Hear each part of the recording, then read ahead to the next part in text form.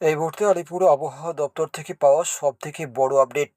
আগামী 2 দিন বজ্রবিদ্যুৎ সহ বৃষ্টির পূর্বাভাস। কোন কোন জেলায় হবে বৃষ্টি জানালো আলিপুর আবহাওয়া দপ্তর।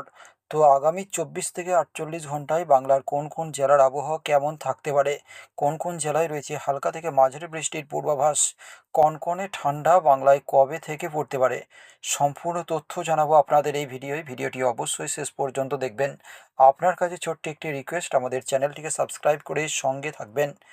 টানা 2 দিন বজ্রবিদ্যুৎ সহ বৃষ্টির পূর্বাভাস।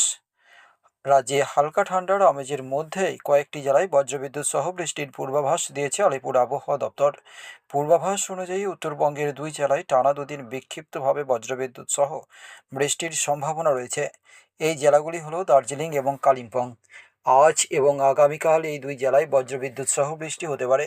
সাথে সাথে তাপমাত্রা আগামী 24 ঘন্টার মধ্যে ধীরে ধীরে 3 থেকে 4 ডিগ্রি সেলসিয়াস পর্যন্ত হ্রাস পাওয়ার সম্ভাবনা রয়েছে। ফলে সকাল ও রাতে ঠান্ডার আমেজ বজায় থাকবে। ভোরবেলা হালকা কুয়াশাও দিতে পারে। তবে দিনের বেলায় আকাশ পরিষ্কার থাকবে এবং তীব্র রোদ দেখা যেতে পারে। আলিপুর আবহাওয়া দপ্তর আগেই জানিয়েছিল 15ই নভেম্বরের পর থেকে পশ্চিমবঙ্গে শীতের প্রবেশ ঘটবে, তবে আপাতত জাঁকিয়ে শীত পড়ার কোনো সম্ভাবনা নেই। দক্ষিণবঙ্গের জন্য আগামী 7 দিন বৃষ্টির পূর্বাভাসের তেমন কোনো নেই। কলকাতা সহ দক্ষিণবঙ্গের বেশিরভাগ জেলাতেই শুষ্ক আবহাওয়া বিরাজ করবে। সুতরাং উত্তরবঙ্গে দার্জিলিং এবং কালিম্পংয়ের বাসিন্দাদের জন্য বৃষ্টি এবং শীতের জন্য প্রস্তুত থাকতে বলা হচ্ছে। অন্যদিকে দক্ষিণবঙ্গের বাসিন্দারা আপাতত শুষ্ক ও রোদ্দুরময় আবহাওয়া উপভোগ করতে পারবেন।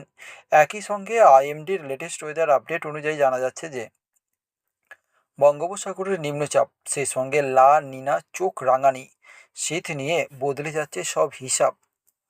আবহাওয়া দপ্তর জানালো লা নিনার প্রভাব ইতিমধ্যেই মহারাষ্ট্রের আবহাওয়ায় দেখা যাচ্ছে। মহারাষ্ট্রের দিনের বেলা গরম হলেও রাত্রিবেলা তাপমাত্রা বেশ খানিকটা কমে গেছে। আবহাওয়াবিদের একাংশ মনে করছেন মহারাষ্ট্রের এরকম আবহাওয়ার অন্যতম কারণ হতে পারে লা নিনা। সেই সঙ্গে দিনের বেলা কি খানিকটা গরম থাকলেও রাত্রিবেলা ঠান্ডা পড়ছে প্রচণ্ডই। এমনই আবহাওয়ার আপডেট দিল আলিপুর আবহাওয়া দপ্তর সঙ্গে আইএমডি।